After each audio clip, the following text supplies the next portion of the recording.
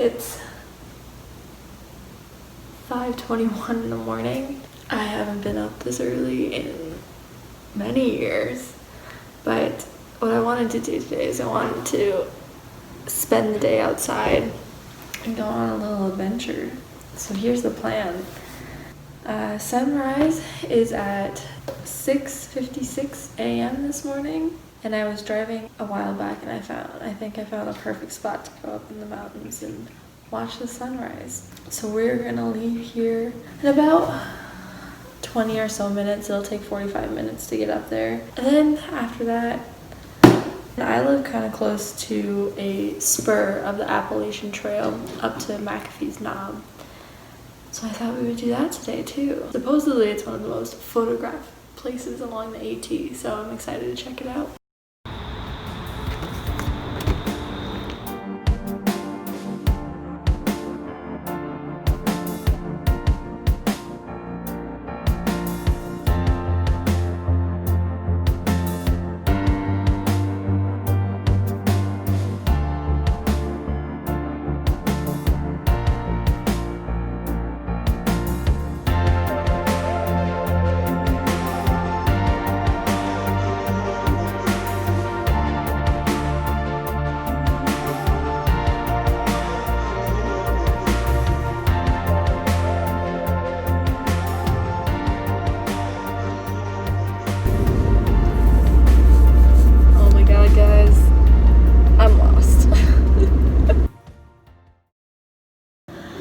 Alright, I'm back home now.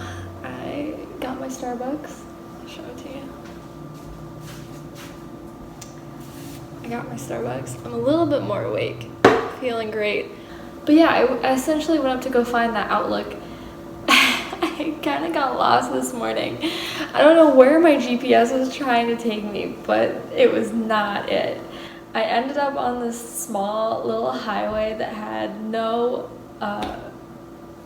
medians to pull over or anything. It was 2 lanes, and sometimes it went down to 1 lane in order to get across the bridge. It was literally in the middle of nowhere, and I had no service, but it was still beautiful. It is 9:12. My original plan was to leave here at noon to go hike the AT, but I think since we're here early, since we're back ahead of schedule, I think I'm just gonna get ready now and leave when I'm done packing. So.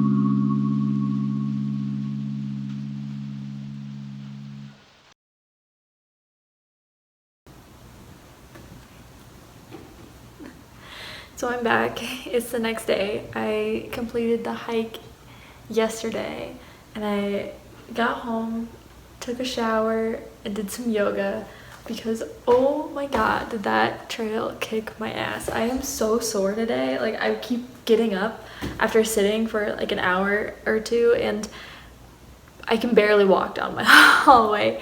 I'm in so much pain that I'm just limping.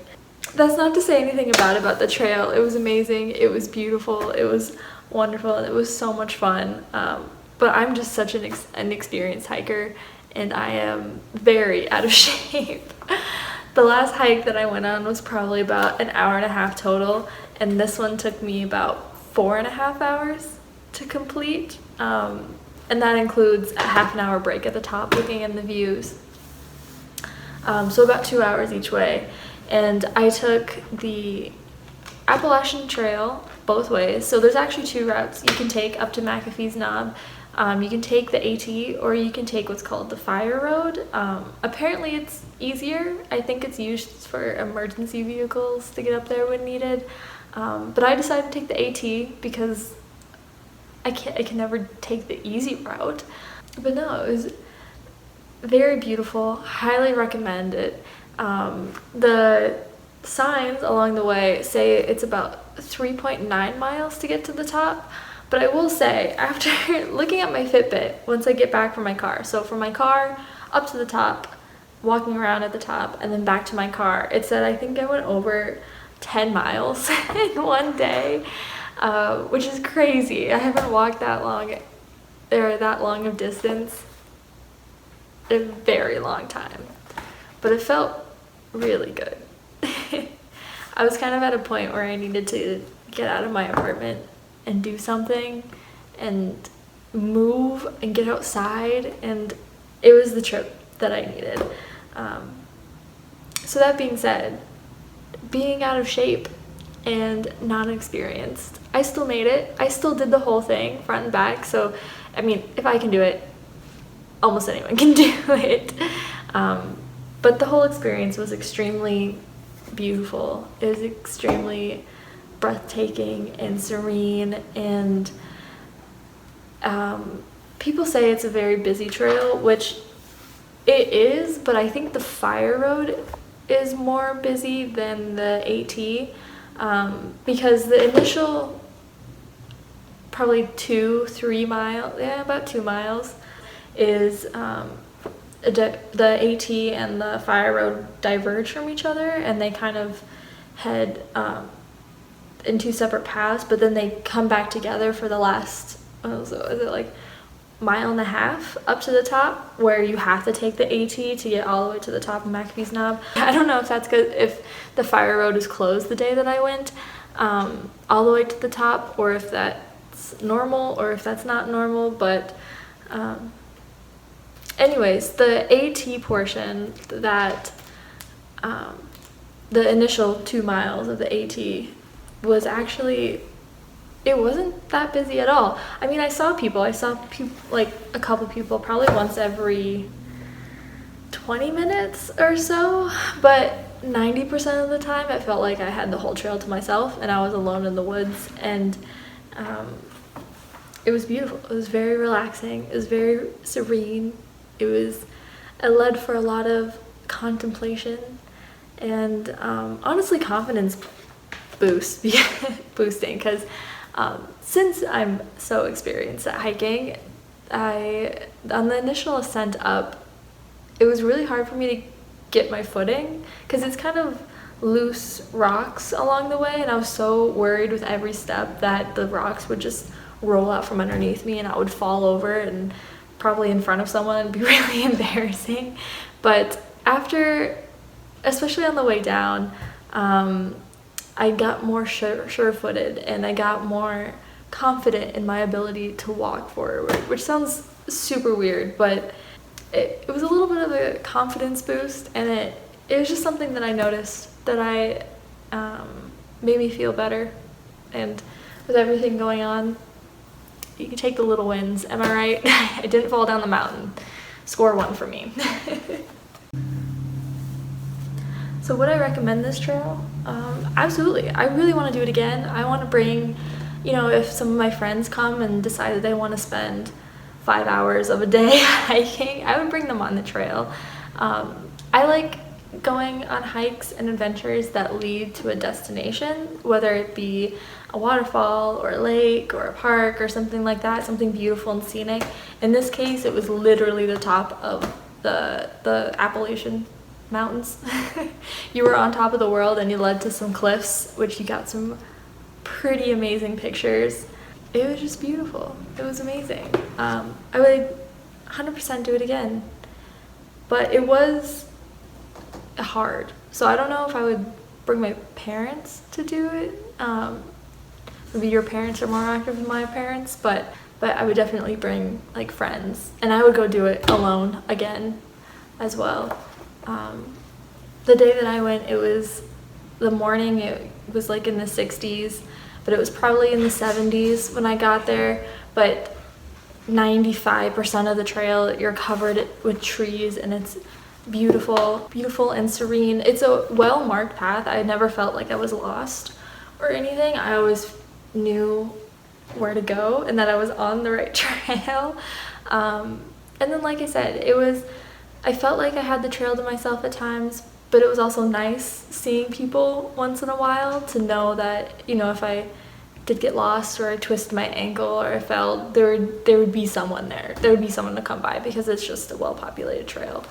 I will say, once at the top, I got to the top probably around noon-ish, and it was moderately busy, not crazy. Like, I got some really cool photos in with nobody in the background. And I got to explore, and I wasn't too scared around the cliffs, which I am afraid of heights. So if I was okay at the top, y'all should be fine. But by the time I left, so I probably left the top at, I don't know, 12:30, 1-ish, it was already getting busy. And I will say the trail was much busier for me on my way down than it was coming up. And then at the points where the AT kind of gets close to the fire road, I could hear people. So it sounded like the fire road is much busier than the AT. So it is a well-traveled path, depending upon what you're looking for, whether it's you want to go and meet people or you want to go to a more serene hike by yourself. I would just keep that in mind. What else do I have to say? Parking. Oh, parking is a nightmare. And like I said, when I got there, it wasn't even that busy. I think it would have been worse if I got there a little bit later, but yikes. All right, so I just drove past the parking lot, and it is full. Everything, it looks super crowded. I literally don't know where to go. Okay, here we go. Sorry, fam. Oh god, these like spots. Oh, they have this tiny little lot on the side that quickly fills up, and then it's kind of one of those parking lots where if you turn down, there's not really a good way to turn around. So if there's no spot there, you're stuck doing like a 30-point turn, which is what I had to do. And I followed some guy down there. So the guy in front of me had to do a 30-point turn, and then I made the mistake of following him. And so I had to do a 30-point turn while everyone watched, and it was maybe a little anxious. Oh god. Oh god. Okay, there we go. Alright, my turn to do a 30-point turn. God, why did I follow them? I knew that there was not going to be spots. Okay. We're turning around. Oh my god, now there's this giant ass car that's going to watch me do this 50-point turn. I'm getting out of this parking lot before I smash into another car. But we made it. I ended up going down a side road and just parking with some other cars, and I felt much more confident there. One thing to watch out for that really killed me. So on my way up, I was doing great. I was hiking. The AT is honestly, it wasn't that bad going up. until that last 1.2 miles right after you cross the fire road and you kind of conjoin to go up to the top. That portion got to me. It wasn't terribly steep grade, and it wasn't that hard of a terrain, but it was just enough that your legs burned and you really felt it. And like I said, it was 1.2 miles that it felt like your legs burned, and it just felt like you wanted to be done and you wanted to get up there. But like I said, once you reach the top, the views just kind of take all that pain away.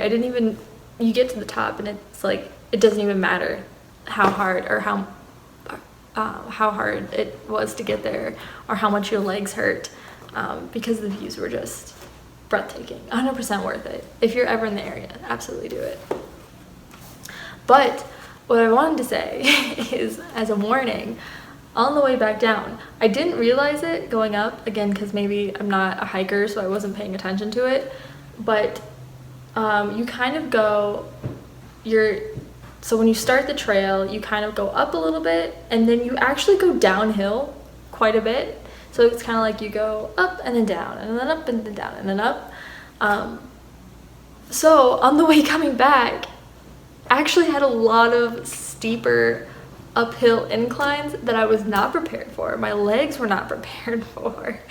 And that's what got me. That's when it was really painful and I slowed way down. And I probably could have done it faster if I had just mentally prepared myself for having to. So yeah, I was sweating. I guess we could look at my Apple Watch stats. That might be interesting. I don't know. What do people usually do?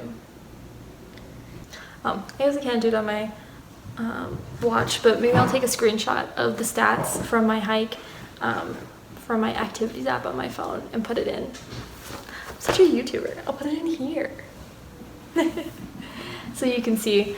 So it was hard. My heart rate got up. Definitely at the end. Like I said, when I wasn't expecting to go uphill and I just wanted to be done. So I pushed myself. I didn't take enough breaks. I should have taken more breaks. Honestly, it probably would have all been fine if I would just like sucked it up and taken more breaks. But the point is I made it. Oh, I did see a lot of creatures along the way, some animals. Saw a lot of bugs. There were some interesting spiders, which I did not like, and I just kind of ran away from. But we saw a snake, which was kind of scary, and I saw like a woodchuck, or they don't call them woodchucks around here. What do they call them? Groundhogs? Woodchucks, groundhogs, same thing.